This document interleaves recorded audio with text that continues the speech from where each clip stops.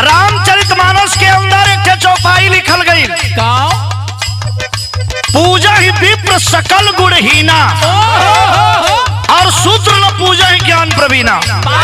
12 मनवादियों, हमको कितना प्रताड़ित किया गया, सोचने का विषय है और जगने का समय है।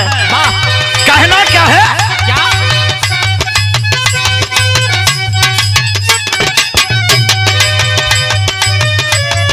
तुलसी के ग्रंथ से गुजारा